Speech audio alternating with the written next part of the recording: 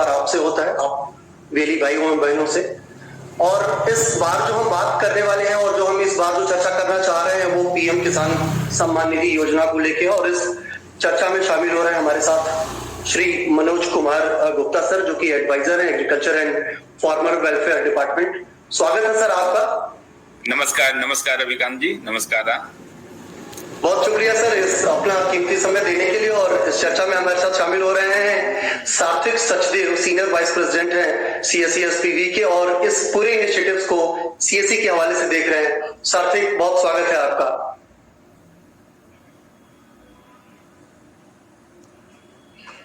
Thank you so much. तो sir बातचीत की हम शुरुआत आगे करें, और उससे पहले हम आगे बढ़े, ये जो हम इस बार जो डिस्कशन करना चाह रहे हैं, जो आपसे जानना चाह रहे हैं, क्योंकि आप स्पॉट है सर और डिपार्टमेंट को आप रिप्रेजेंट कर रहे हैं यहाँ पे, तो एक बार सर फिर से हम बहुत बहुत बहुत ग्राउंड से समझना चाहेंगे कि ये पीएम किसान सम्मान निधि योजना आखिर है क्या। धन्यवाद रवि जी, और आपके माध्यम से जो भी हमारे सीएससी के लाइव जुड़े हुए हैं उन सारे लोगों को नमस्कार। प्रधानमंत्री कृषि सम्मान निधि योजना एक बहुत महत्वपूर्ण योजना है, जिसको प्रधानमंत्री जी आदरणीय मोदी जी ने वर्ष 2019 में लॉन्च किया है। इसका बेसिक मतलब ये है कि वह किसानों को जो है एक फाइनेंशियल असिस्टेंस के रूप में उनको 6,000 रुपए प्रतिवर्ष दिए जाते हैं, ताकि वह उनसे खेती से जुड़ी हुई समस्याएं या जो रिक्वायरमेंट्स है, जैसे फीड, सीड्स है, फर्टिलाइजर है, या अदर जो भी इक्विपमेंट्स रिक्वायरमेंट है, वो उनकी पूरी हो सके। तो ये 6,000 रुपए भारत सरकार 2000 की 3 किस्तों में उनको जो है पैसे रिलीज किया जाता है। तो ये पीएम किसान योजना उन सभी किसानों के लिए एप्लीकेबल है जिनके पास अपने किसानी खेती योग्य भूमि है। तो 3 सीजन है हमारे यहाँ, खेती के 3 सीजन होते हैं। एक तो हमारा रबी होता है, जिसको कि विंटर सीजन में होता है। तो हम विंटर की जो खेती के लिए जो रिक्वायरमेंट होती है, उसके लिए हम अक्टूबर या नवंबर के मंथ में पैसा एक इंस्टॉलमेंट रिलीज करते हैं।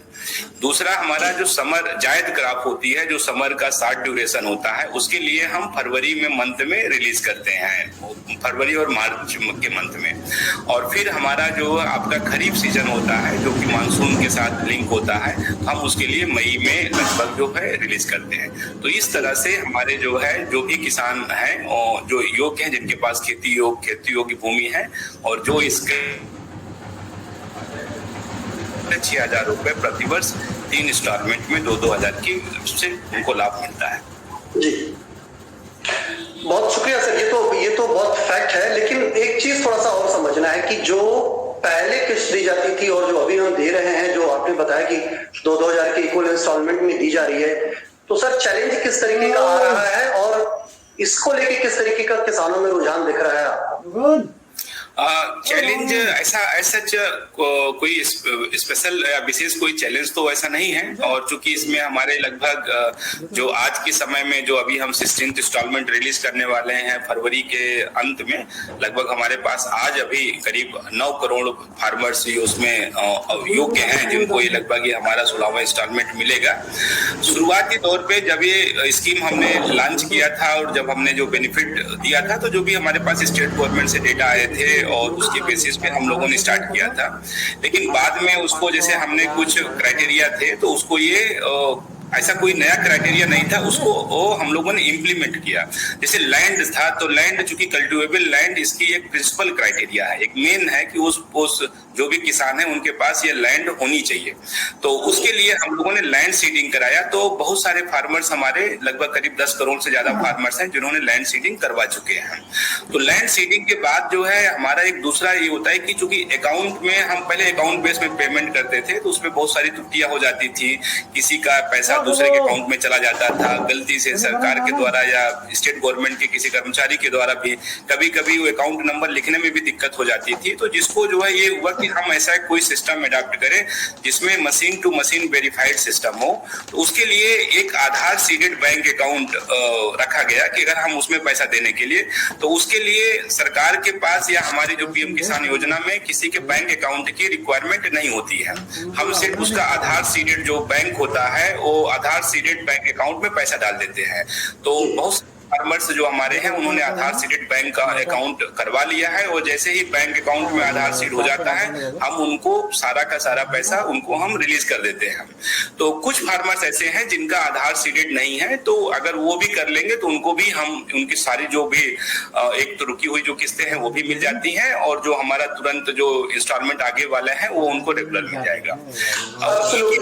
हाँ, एक चीज और मैं आपको बताना चाहूंगा कि ई-केवाईसी, चूंकि ई-केवाईसी से यह होता है कि वो चूंकि 5 साल पहले से हमने स्कीम चलाए हैं, तो वो जो व्यक्ति है, फार्मर है, वो उनकी क्या स्थिति है, वो वही आदमी है जिनके नाम से जो है, जिनका आधार लगा हुआ है, जिनके आधार से वो पीएम किसान स्कीम मिल रही है, वही व्यक्ति है या कोई दूसरा आदमी उनका जो है आधार लेके यूज कर रहा है। इसके लिए हम लोगों ने ई-केवाईसी को मैंडेटरी किया है। तो ई-केवाईसी मैंडेटरी से इससे क्या हो जाता है कि जो भी किसान हमारे यहाँ रजिस्टर होते हैं उन्हीं को पैसा जाता है और उन्हीं के आधार सीडेड बैंक अकाउंट में। तो जो हमारी सरकार, जो मोदी जी की सरकार में यह होता है कि हमें जो है किसी भी विदाउट एनी मिडिलमैन सीधे सरकार से पैसा वो किसानों को, लाभार्थियों के बैंक खाते में सीधे चला जाए, तो उस पूरे सिस्टम को ये कंप्लीट करता है। तो इस प्रोसेस में कुछ ऐसे लोग हैं जिनका ई-केवाईसी कंप्लीट नहीं हुआ है, जिनका आधार सीडेड है, अगर वह भी अपना ये करा लेंगे तो उनको भी सारा बेनिफिट सुचारू रूप से मिलता रहेगा। बहुत अच्छे तरीके से सर आपने समझाया, बिल्कुल इसमें कोई डाउट नहीं है। लेकिन मैं एक बार थोड़ा सा रिकैप करूंगा कि जो लोग अभी भी जुड़ रहे हैं हमारे साथ इस सेशन में, क्योंकि ये सेशन सीएससी की ऑफिशियल फेसबुक पेज पे है, यूट्यूब पे है, और एग्रीकल्चर की ऑफिशियल जो ट्विटर अकाउंट हैंडल है उस पर भी ये चीजें एक साथ लाइव दिख रही है। तो मेरी गुजारिश होगी कि आप सब लोग तो पहले वहां जुड़े, अपने सवाल आप लोग कमेंट बॉक्स में डालें और उन सवालों को हम जरूर उठाएंगे। और सर हमारे साथ यहाँ पे सीधे हैं मनोज सर, हम उनसे सीधे बातचीत करेंगे और उसका उत्तर लेंगे। सर ये तो आपने बहुत अच्छे से समझाया कि ये एग्जैक्टली स्कीम क्या है और स्कीम को ये ई-केवाईसी जो करने का हमने प्रोसेस इस बार रखा है उसके पीछे की मंशा क्या थी। 12 से 21 फरवरी जो हम ई-केवाईसी का कैंपेन चला रहे हैं, इस कैंपेन के बारे में अगर थोड़ा सा डिटेल में बता सकें कि जिन किसानों ने अभी तक ई-केवाईसी नहीं कराई है वो 12 फरवरी से लेकर 21 फरवरी के बीच में ई-केवाईसी कैसे कराएं, कहाँ कराएं और कराना कितना मैंडेट है, कराते हैं तो फायदा क्या है और नहीं कराते हैं तो नुकसान कितना है। बिल्कुल, तो बहुत अच्छा। और चूंकि अभी हमारा जो अभियान है, चूंकि हम लगभग 16वीं किस्त फरवरी के अंत में या मार्च के फर्स्ट वीक में रिलीज होने वाली है, जिसमें सारे जो भी हमारे फार्मर्स हैं जो कंडीशन पूरी करेंगे उनको बेनिफिट मिलेगा। सीएससी कॉमन सर्विस सेंटर्स का हमारे पीएम किसान स्कीम का एक बहुत प्रिंसिपल स्टेक होल्डर्स है, और सीएससी का हमें बहुत सहयोग मिला है हमें इस स्कीम को सक्सेसफुल इम्प्लीमेंट करने में। सीएससी गाँव से जो मतलब स्टार्ट होती है और वहां पे हमारे किसान को उपलब्ध करा पाते हैं अपने जो कॉमन सर्विस सेंटर के माध्यम से फार्मरों को जानकारी उपलब्ध कराना, उनका लैंड डिटेल्स से चेक करना, उनको सेल्फ रजिस्टर करना, इस तरह से करते हैं। तो इसी चूंकि जो व्यापक माध्यम है आपका, लगभग 4 लाख कॉमन सर्विस सेंटर्स हैं जो है, और लगभग ये माना जाता है कि हर एक ग्राम में आपके जो है एक शाखा है। तो उसी के तहत सुनिश्चित किया गया कि हम जो है इसमें एक 12 फरवरी से 21 फरवरी तक 10 दिन का एक इंटेंसिव कैंपेन जो है चलाएं, जिसमें जो लेफ्ट आउट फार्मर्स हैं उनका हम ई-केवाईसी करा सकें जो है। तो उसके लिए ई-केवाईसी जो है, तो हमारा जो कॉमन सर्विस सेंटर्स पे जो फार्मर्स लोग हैं वो लोग जाके अपना ई-केवाईसी करा सकते हैं। ई-केवाईसी कराने के और भी हमारे पास जो माध्यम है, एक तो प्रधानमंत्री पीएम किसान फेशियल ऑथेंटिकेशन जो मोबाइल ऐप है, उस मोबाइल ऐप को भी डाउनलोड करके लोग उसमें भी रजिस्टर करके वो अपना भी जो है वो ई-केवाईसी कर सकते हैं। और एक उसमें एक सहूलियत भी है, अपना भी कर सकते हैं और किसी और का भी अगर चाहें तो अपने कुछ जो नजदीकी फार्मर्स हैं उसमें इस तरह की सुविधा दी गई है, वो भी कर सकते हैं। और पीएम किसान पोर्टल पे भी ई-केवाईसी की सुविधा उपलब्ध है। अब चूंकि टेक्नोलॉजी है और ये माना जाता है कि जो हमारे जो फार्मर्स लोग हैं आजकल चूंकि सारे टेक्नो से भी हैं और काफी सारे लोग जो है अपने पोर्टल के भी माध्यम से जाके कर लेते हैं, और पीएम किसान फेशियल ऑथेंटिकेशन जो मोबाइल ऐप है उसको भी यूज कर रहे हैं। लेकिन कॉमन सर्विस सेंटर की जो सुविधा है वो बहुत मतलब सुलभ है, और वो चूंकि जो भी आपके जो वीएलईज हैं, एंटरप्रेन्योर्स हैं, वो बड़े रिस्पॉन्सिबल हैं और लोगों को वो जो उनकी एग्जैक्ट रिक्वायरमेंट है, चूंकि वीएलईज को पता है और शायद फार्मर्स के पास कभी जानकारी का अभाव भी थोड़ा बहुत हो सकता है, तो उस माध्यम से उस पूरी करके वो उनका जो ई-केवाईसी है वो अपना बायोमेट्रिक ऑथेंटिकेशन के माध्यम से कर ली।